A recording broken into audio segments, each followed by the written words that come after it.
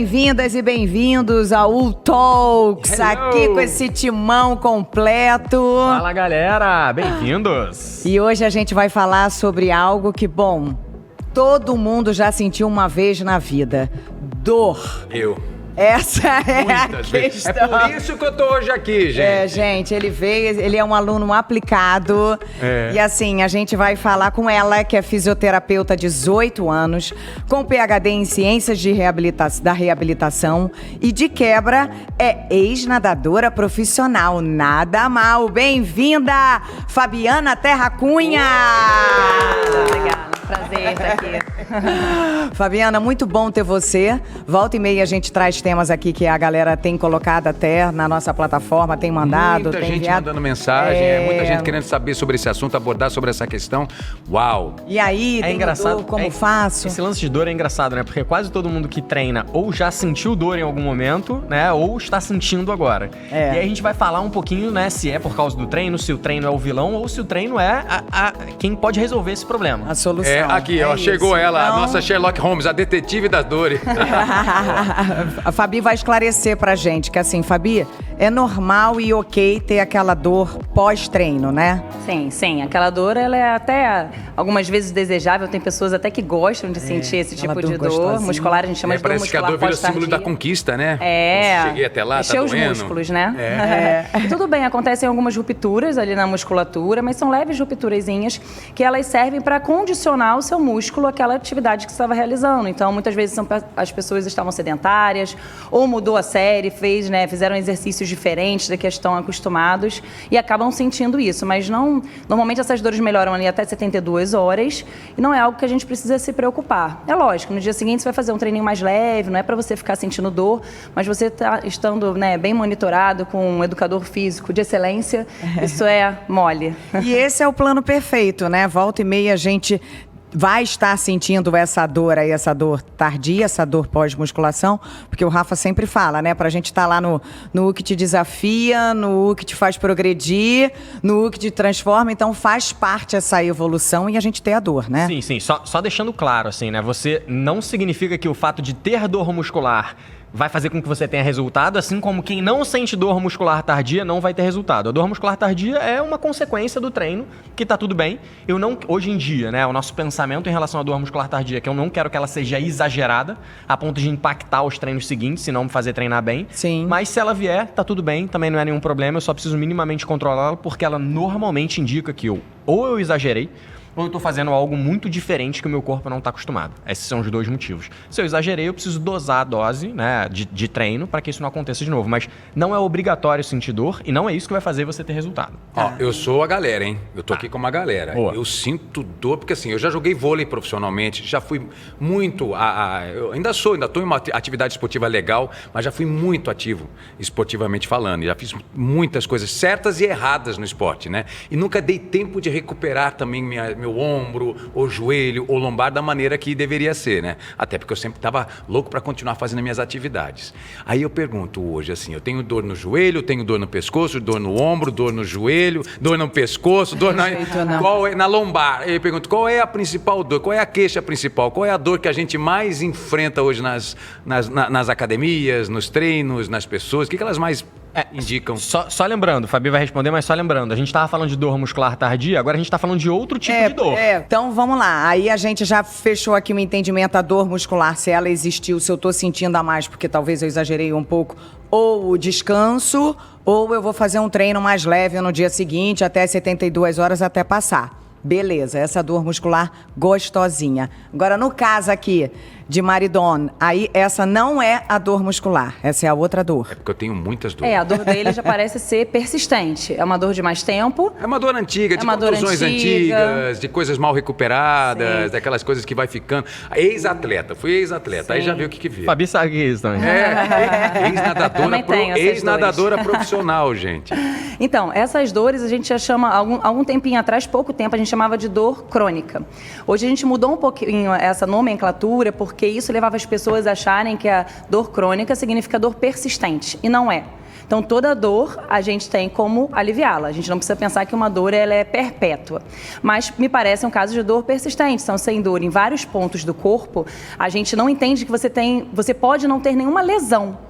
E Então, nem tenho limitação. E não tem limitação. Eu Ótimo. faço tudo. Excelente. Então, assim, a priori, você não tem nenhuma lesão grave. Não. Então, você não precisa fazer repouso. Provavelmente, o que você precisa fazer é te avaliar e entender o que está acontecendo, mas provavelmente equilibrar um pouco mais a musculatura para que você consiga fazer suas atividades sem sentir dor. Mas dor persistente, ela nos dá a dica de que você não precisa ter uma lesão. Dor não é sinônimo de lesão. Isso é uma coisa muito importante da gente falar. Boa. Acho que a gente já está indo até pro outro ponto, né? O que é dor e o que é lesão. Exatamente, mas essa pergunta foi muito boa, porque existem vários tipos de dor. Por exemplo, se eu cair no chão e bater o meu joelho vai doer. Mas é uma dor que é diferente da dor de quem está fazendo alguma atividade e começou a sentir dor no joelho. São duas dores no joelho, mas uma é de um jeito, é traumática, e a outra não é traumática. Então a gente primeiro precisa começar a diferenciar isso. A gente vai se aprofundar aqui muito mais na dor que não é traumática, ou seja, não houve impacto, não houve um trauma, não teve nada que gerou essa dor. Eu estava fazendo um esporte, ou eu estou sedentário e como consequência comecei a sentir dor na lombar, então é um outro tipo de dor. Esse é o primeiro ponto. Ela pode acontecer e ela pode estar associada ou não a alguma lesão diagnosticada. Então eu fui lá, fiz uma imagem e detectei que eu tenho uma lesão no menisco. Beleza, eu tenho uma lesão.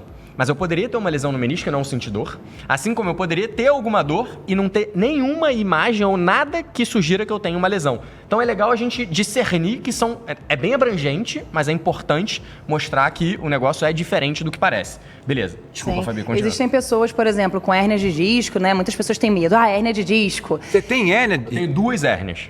E pra gente, a hérnia de disco é normal. A gente diz que hoje em dia é igual, tenho asma, sabe? É uma coisa que você vai controlar com atividade física regular, não é nenhum bicho de 7 cabeças. A gente não precisa ter medo de ter hérnia de disco. Então, tem pessoas que têm hérnias enormes e não sentem dor nenhuma. Fazem esportes... Eu tenho uma coisa na minha coluna que nem seu nome, o meu ortopedista, o meu médico é o Dr. Ney Pessegueira, um dos maiores do Brasil, né?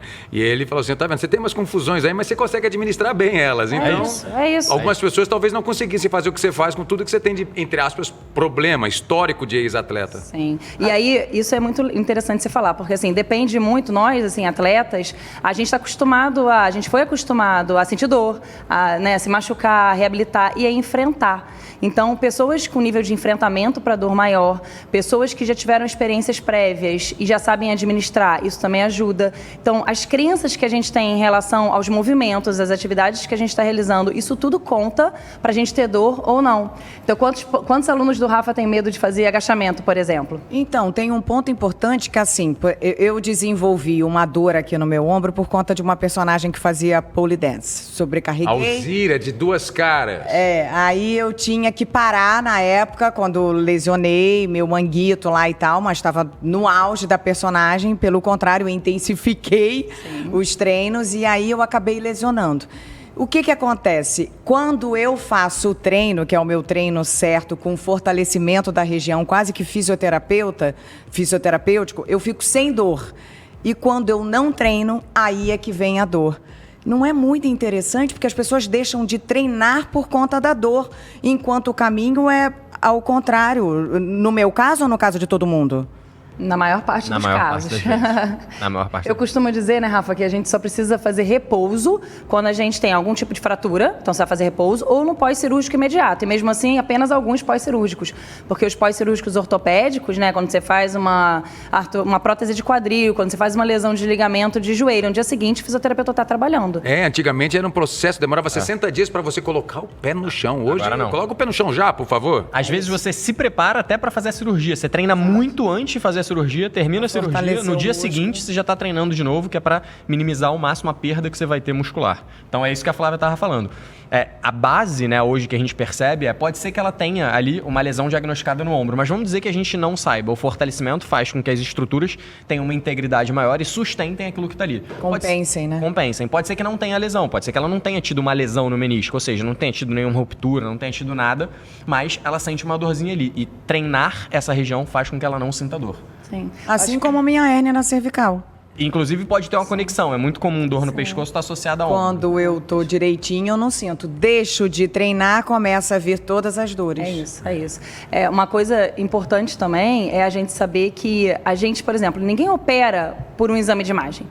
Então, quando algum paciente tem uma indicação clínica para cirurgia, ele opera porque ele está com falta de função. Ele não está conseguindo fazer as coisas do dia a dia dele, não consegue pegar o filho no colo, né? Então, a gente pensa em função e não no exame diagnóstico. Então, o exame complementar, o exame radiográfico de ressonância magnética, ele é complementar à nossa avaliação clínica. Então, esse é o mais importante. Mais importante do que exame é como o paciente está, como o seu cliente está na sua frente. Aí eu vou pegar esse exemplo, né, da Fabi. Temos aqui 4 pessoas, consequentemente, 8 joelhos. Então, se a gente fosse Ela olhar... acabou de bater no meu joelho. Agora só temos 7. Agora só tem 7. Perdemos um. Mas enfim, a gente tem 8 joelhos. Se a gente fizesse uma ressonância desses 8 joelhos, provavelmente uns 4 teriam alguma lesão. Não vem teriam não, uma lesão no Rafael. menisco, Eu, hein? uma condromalácia. Normal da nossa idade. Passou dos 15. Só que a gente não sente nada, só o Otaviano. Mas a gente não sente nada.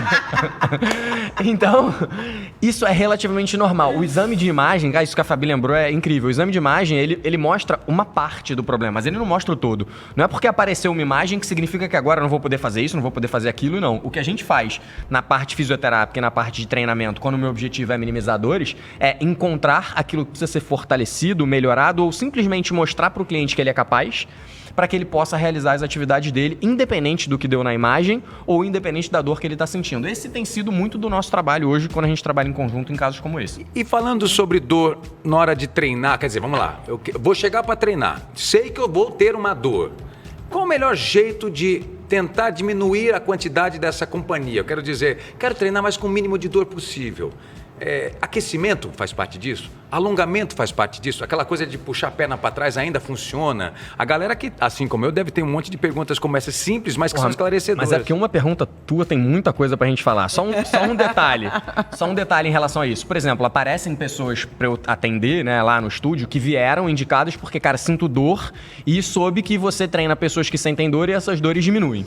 Esse é um ponto. O segundo ponto é a pessoa já treina, mas aí por algum motivo ela sentiu dor. São duas coisas distintas. A pessoa que já treina e sentiu dor, em 99% das vezes, é porque ela fez o que eu gosto de chamar de too much too soon. Ou seja, ela fez muita coisa muito cedo.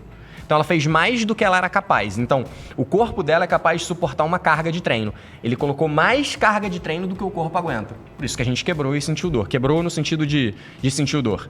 Mas tem o caso de uma pessoa que não está fazendo nada e está com dor, que é um caso diferente. Ou sabe que tem uma dor, mas não está fora do treino com ela, mas ele sabe que se ele forçar no treino, ele vai sentir. O aquecimento, o alongamento entra nessa? Beleza, chegamos nesse ponto. Agora sim, vai, Fabi, aquecimento, alongamento. Aquecimento é essencial. Eu digo que a gente precisa preparar o nosso corpo para a atividade fim que você vai estar realizando. A gente faz muito aqui no treino. O Rafa e a Flavinha, todos os treinos fazem um aquecimento. Sim, nos treinos maiores, né? Essencial. Prepara o músculo e melhora a execução, né? Sim, você já treina, né? Mobilidade articular, você está aquecendo a sua articulação e falando para o seu corpo, olha, a gente vai movimentar essa galera aqui, né? E aí, na hora do treino, ele vai ser muito mais efetivo e a chance de você se machucar vai ser muito menor. Então tá aí uma atenção especial. Aqueçam. Aquecer é fundamental. Fundamental.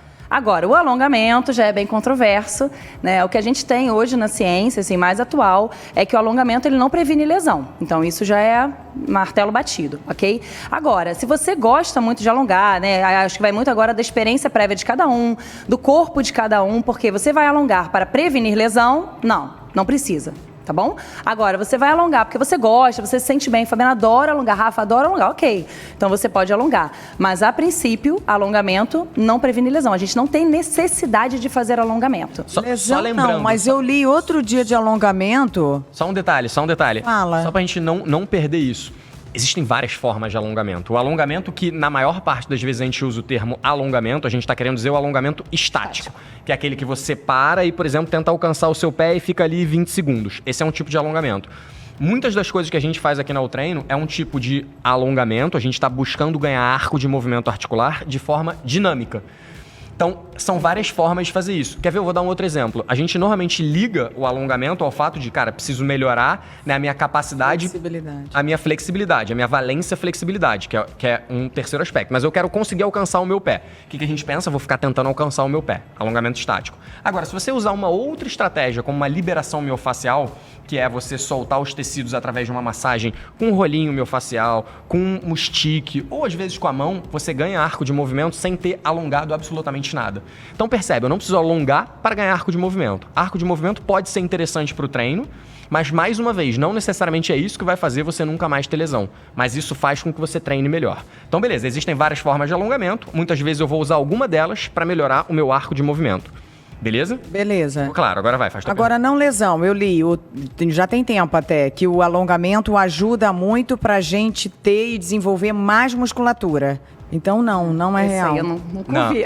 Não, assim, Será que... Existem alguns dados extremamente recentes sugerindo que no meio do treino, por exemplo, fiz um supino, no intervalo eu alongo o meu peitoral. E isso poderia, né, ter algum ganho de hipertrofia a mais. Mas assim, ele é relativamente pequeno e eles são dados novos e tal, enfim, pode haver isso. Mas fato é que, como o alongamento melhora o seu treino, melhora o seu resultado? Se ele melhorar o seu movimento. Então vamos pegar a Flávia como exemplo. Sim. Flávia consegue agachar profundo sem precisar alongar. Alongamento não vai melhorar em nada ela. Agora, digamos um exemplo, tá? Não é o caso do Otto. O Otto se movimenta bem até.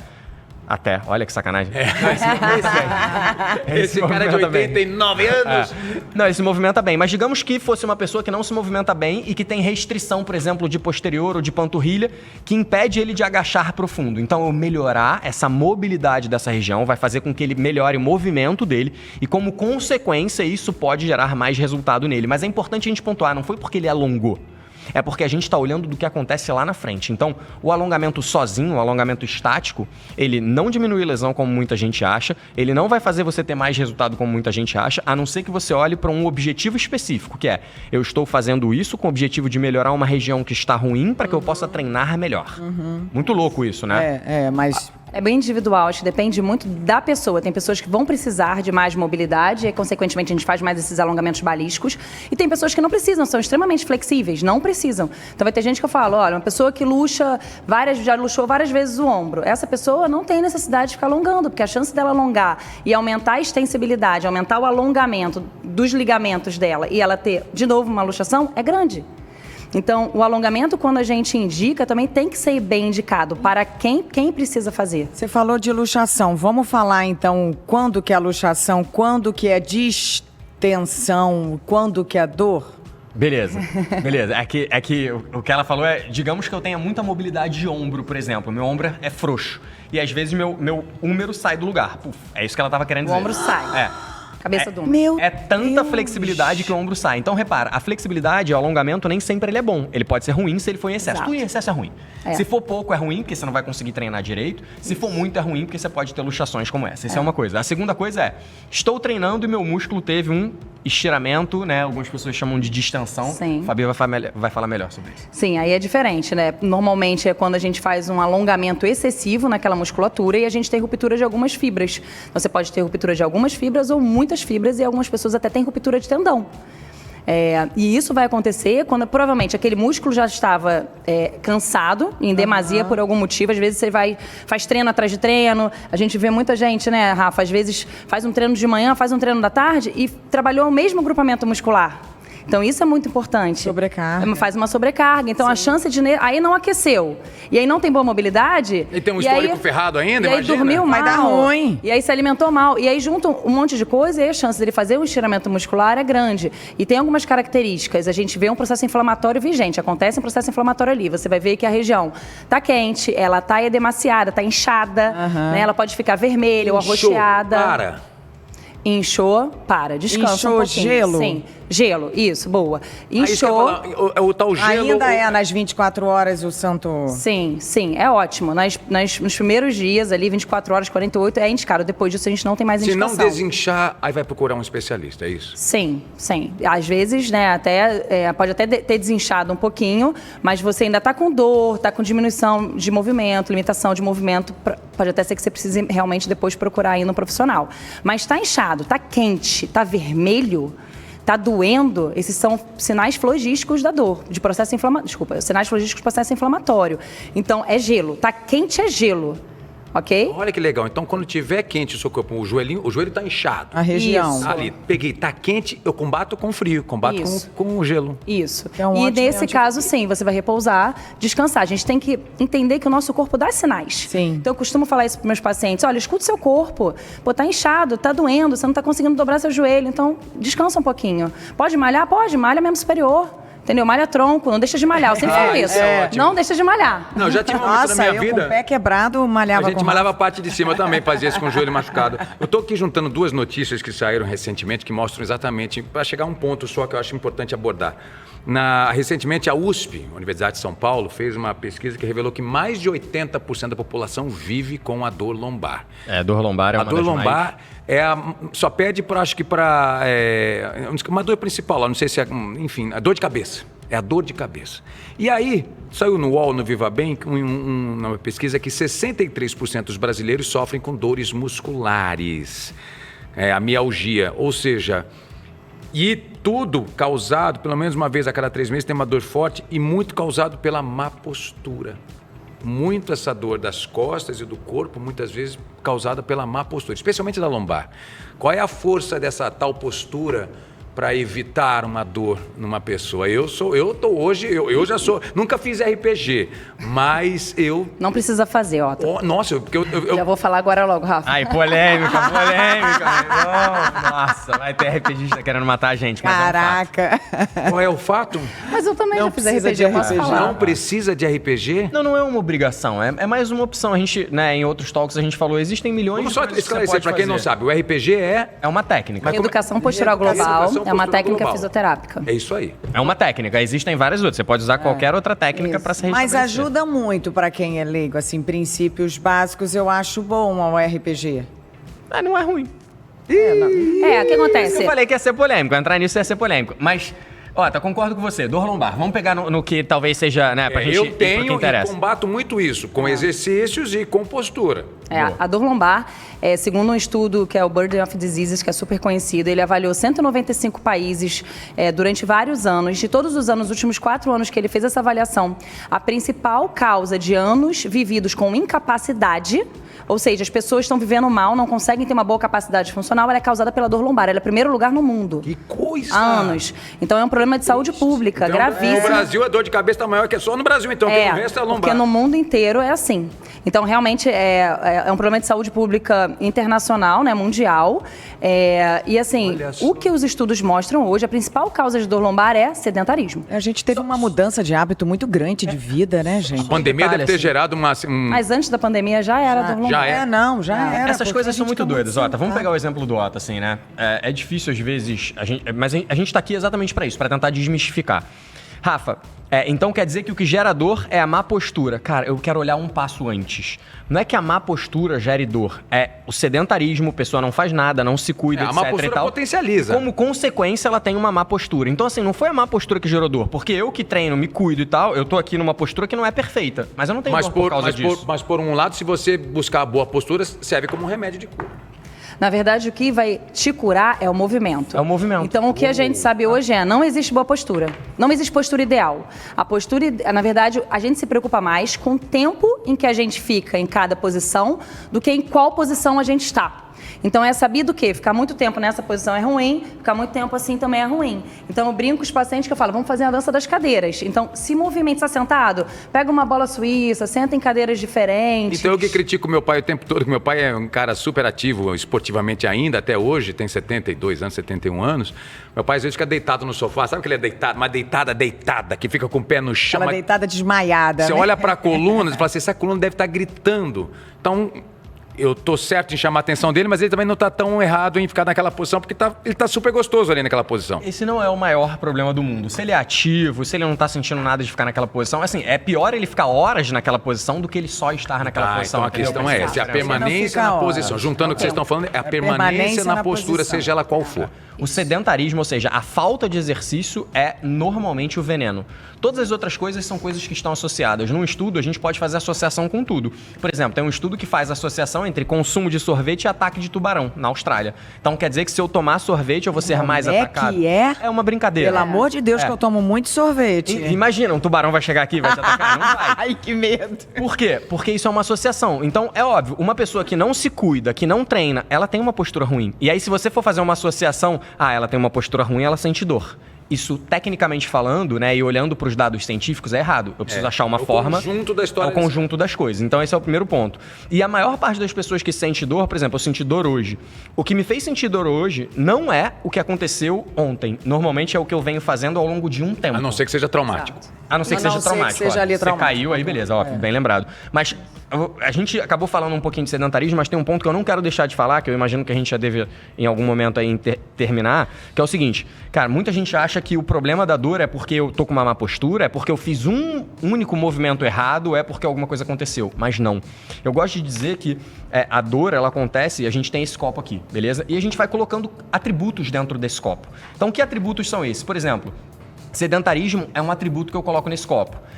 Dependendo da dor, por exemplo, mulheres acometem mais dor no joelho. Então, gênero pode ser um atributo que eu coloco nesse caso. Idade é um atributo que eu coloco nesse caso.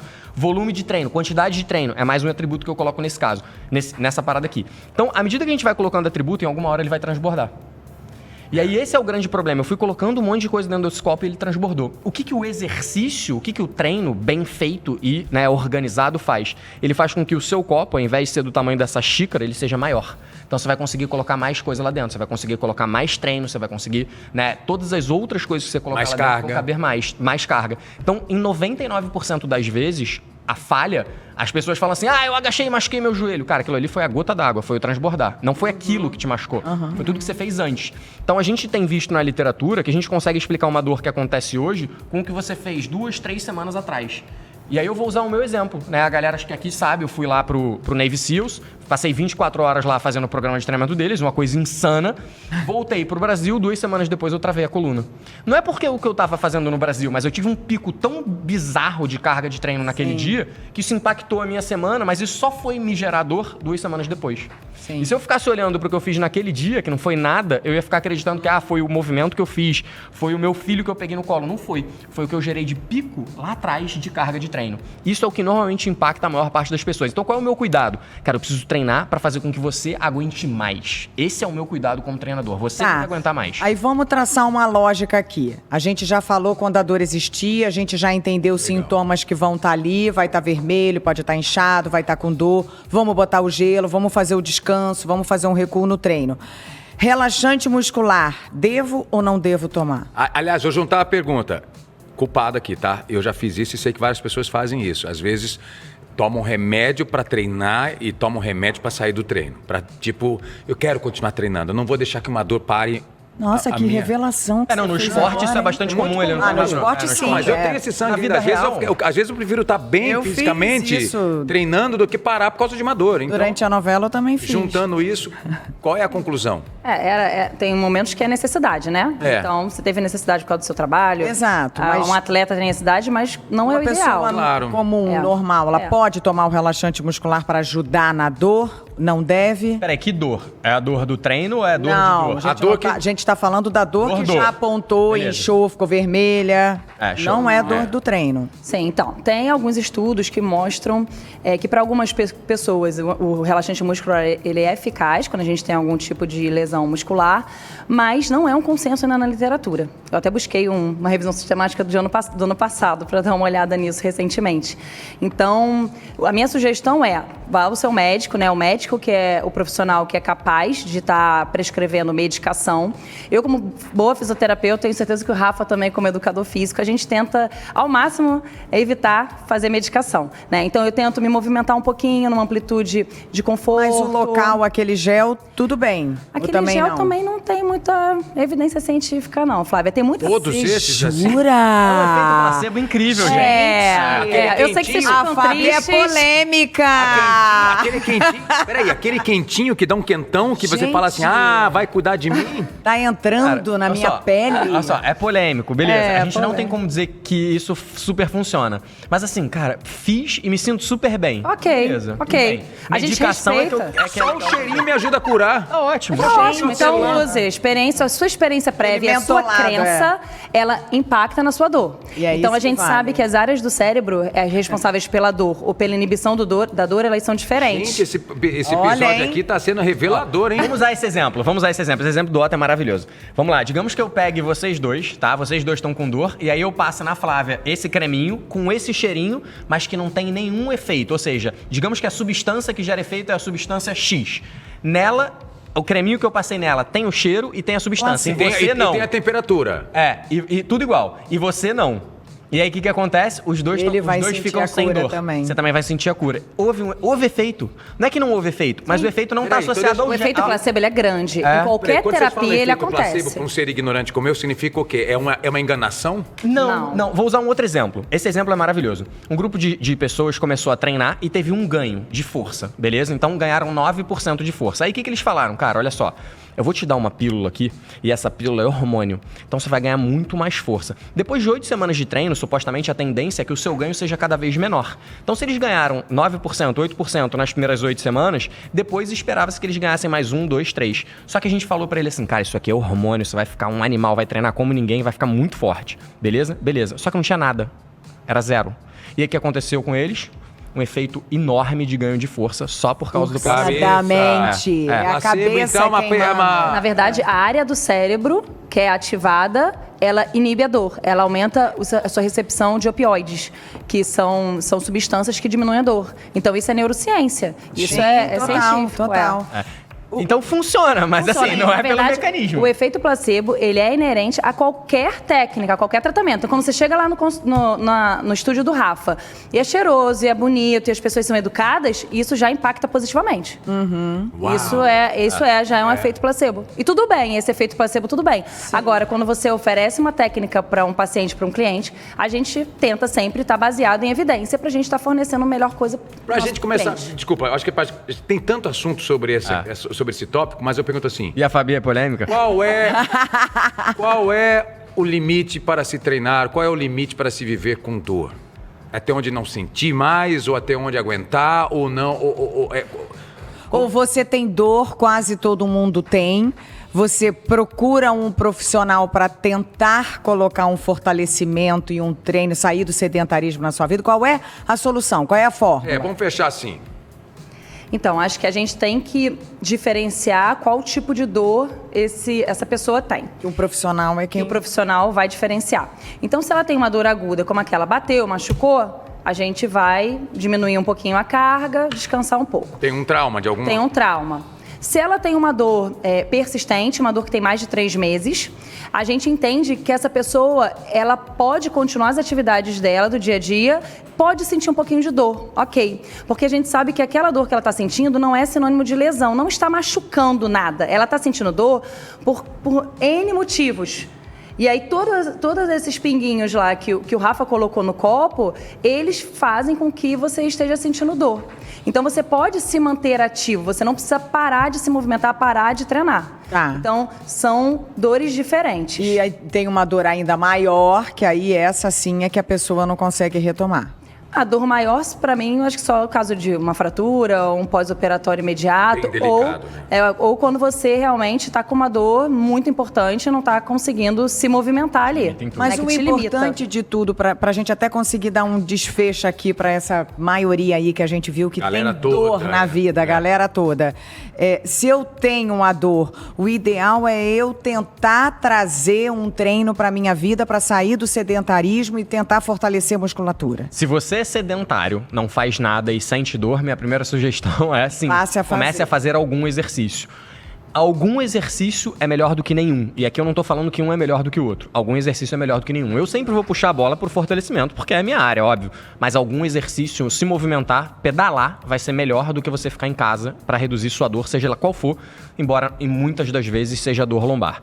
Para uma pessoa que já faz exercício e começou a sentir dor, né? Qual é a minha conduta? Cara, meu aluno começou a sentir dor, tá sentindo dor há 1 semana, 2 semanas e não passou, mesmo com as alterações que eu fiz no treino, mesmo com os ajustes que a gente tentou fazer, mesmo limitando os movimentos que geram dor, eu mando esse cara pro médico porque, né, eu quero que ele fique bem. E aí mando para um ortopedista, para alguém de confiança, Ney Pessegueiro, que vocês conhecem, Asmar, que é um outro, né, grande amigo nosso e trabalha com muito a gente. Então, enfim, aí eu indico para um médico, porque o médico vai ter que me dizer, Rafa, ó, existe um diagnóstico, a dor é essa, vamos evitar esse tipo de coisa, vamos fazer assim e talvez precise de um trabalho específico de fisioterapia. Porque são 2 trabalhos distintos. O que eu faço é a parte de treinamento. O que a Fabi faz é a parte terapêutica. O que o médico faz é entender aonde está o problema, se vai precisar de medicação ou não, fazer exames, etc e tal. E gerar um direcionamento para que vocês dois, em conjunto com ele, façam o melhor caminho de recuperação para esse paciente, para esse atleta, esse nosso querido trainer. Exatamente. Então esse é o caminho, ó. Se você não faz nada e sente dor, começa a fazer alguma atividade, começa a botar isso na sua vida, provavelmente vai diminuir. Se você já tá fazendo alguma coisa e começou a sentir dor, eu tenho, né, a minha forma de pensar, que é, cara, vamos dar uma olhada qual é o exercício que tá te tirando dor e se a gente pode fazer alguma alteração mecânica para que você não sinta. Isso pode dar certo ou não. Se não for isso, eu tento tirar aquele exercício durante um tempo e faço outras coisas. E a terceira coisa que a gente faz é tentar descobrir qual é o problema. Às vezes você tá com uma dor no joelho porque seu glúteo tá fraco. Às vezes você tá com uma dor na coluna porque seu glúteo tá fraco. Às vezes você tá com uma dor em algum lugar por causa de outra. Às vezes você tá com uma dor no pescoço por causa do seu ombro. Às vezes você tá com uma dor no ombro por causa do pescoço. Então a gente vai tentando descobrir aonde está essa causa. Então esse é o meu, né, é o meu pilar, assim, né, esses 3 pontos. O movimento você sente dor, consigo alterar? Não. Se eu tirar ele e fizer outras coisas, a gente alivia? E existe alguma causa para justificar isso?